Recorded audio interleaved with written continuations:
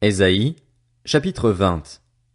L'année où, envoyé par le roi d'Assyrie Sargon, Tartane vint faire le siège d'Asdod et s'empara de cette ville, l'Éternel avait parlé par l'intermédiaire d'Ésaïe, le fils d'Amoz.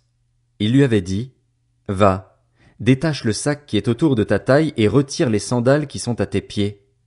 C'est ce qu'il fit, il marcha sans habit et pieds nus.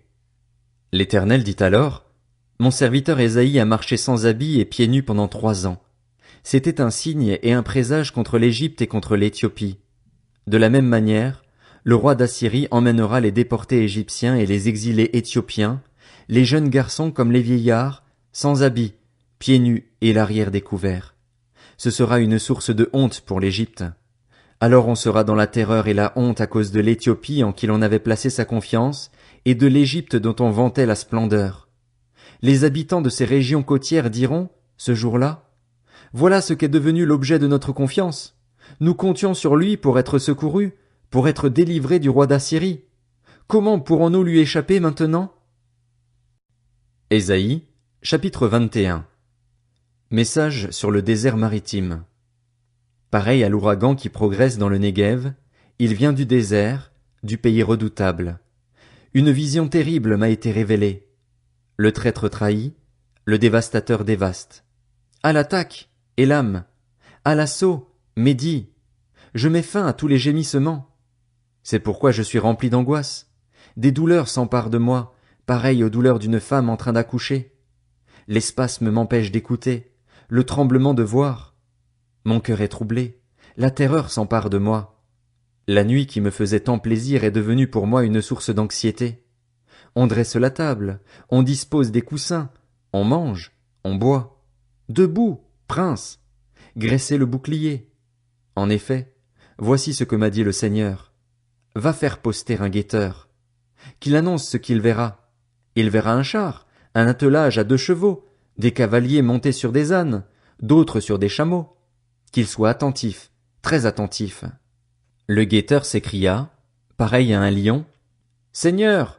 Je me tiens sur mon poste de guet toute la journée, et je suis debout à ma tour de garde toutes les nuits, et voici qu'arrive un char, un homme sur un attelage à 2 chevaux. Il prit encore la parole et dit, Elle est tombée, Babylone, et toutes les sculptures sacrées de ses dieux sont en pièces par terre. Mon peuple, toi que j'ai battu comme pour extraire du grain dans mon air, ce que j'ai appris de l'Éternel, le Maître de l'univers, du Dieu d'Israël, je vous l'ai annoncé. Message sur Douma. On me crie de Séhir. Sentinelle, quelle nouvelle de la nuit? Sentinelle, quelle nouvelle de la nuit? La sentinelle répond, Le matin arrive, mais aussi la nuit. Si vous voulez poser des questions, posez-les. Convertissez-vous et venez. Message sur l'Arabie. Vous passerez la nuit dans les forêts de l'Arabie, caravane de Dedan. Allez à la rencontre de l'assoiffé, apportez-lui de l'eau. Habitants du pays de Théma, allez à la rencontre du fugitif avec du pain. C'est qu'il fuit devant les épées, devant l'épée dégainée, devant l'arc tendu, devant la férocité des combats. En effet, voici ce que m'a dit le Seigneur. Encore 1 an, comptez aussi précisément que les années d'un travailleur salarié, et toute la gloire de Kédar aura disparu. Il ne restera qu'un petit nombre d'archers parmi les guerriers de Kédar. C'est l'Éternel, le Dieu d'Israël, qui l'annonce. Ésaïe, chapitre 22. Message sur la vallée de la vision. Qu'as-tu donc pour monter avec tout ton peuple sur les toits? Ville tapageuse, pleine de vacarme, ville joyeuse, tes morts ne seront pas victimes de l'épée, ils ne mourront pas en combattant. Tous tes chefs prennent la fuite ensemble, ils sont faits prisonniers par les archers. Tous ceux qu'on trouve sont faits prisonniers pendant qu'ils s'enfuient au loin. Voilà pourquoi je dis, détournez le regard de moi, laissez-moi pleurer amèrement, ne vous empressez pas de me consoler de la dévastation qui frappe la fille de mon peuple. En effet, c'est un jour d'angoisse, d'écrasement et de honte envoyé par le Seigneur, l'Éternel, le Maître de l'univers, dans la vallée de la vision. Une muraille est abattue et les cris de détresse s'élèvent vers la montagne. Élam porte le carquois sur des chars, des attelages, Kir sort le bouclier. Tes plus belles vallées sont remplies de chars et les cavaliers se rangent en ordre de bataille à tes portes. Les dernières défenses de Juda sont forcées, et ce jour-là tu tournes les regards vers l'arsenal de la maison de la forêt. Vous constatez les nombreuses brèches faites aux remparts de la ville de David et vous emmagasinez l'eau dans le réservoir inférieur. Vous comptez les maisons de Jérusalem et vous en démolissez pour fortifier la muraille. Vous construisez un bassin entre les deux murailles pour l'eau de l'ancien réservoir. Mais vous ne tournez pas les regards vers l'auteur de tout cela, vous ne voyez pas celui qui le prépare depuis longtemps. Le Seigneur, l'Éternel, le Maître de l'univers, vous appelle aujourd'hui à pleurer et à vous lamenter, à vous raser la tête et à vous habiller d'un sac, et voici de la gaieté et de la joie. On abat des bœufs et l'on tue des brebis, on mange de la viande et l'on boit du vin. Mangeons et buvons, puisque demain nous mourrons, dit-on. L'Éternel, le Maître de l'univers, me l'a révélé. Non, cette faute ne vous sera pas pardonnée, jusqu'à votre mort.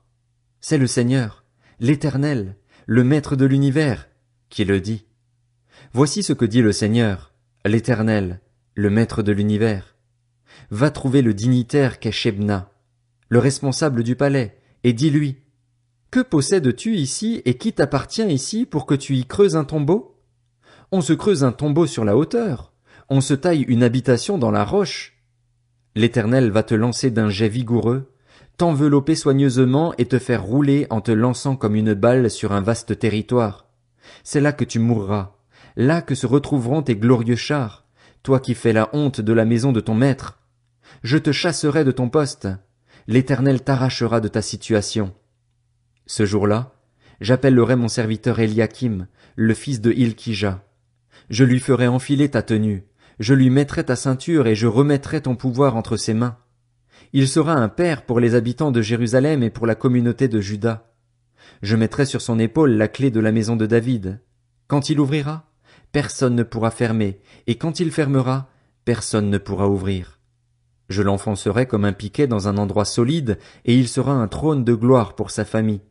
On suspendra sur lui tout le poids de la maison de son père, les branches et les rameaux, tous les petits ustensiles, les bassines comme les vases. Ce jour-là, déclare l'Éternel, le Maître de l'univers, le piquet enfoncé dans un endroit solide sera enlevé, il sera cassé et tombera, et le fardeau qui était sur lui sera retiré. Oui, l'Éternel l'a décrété.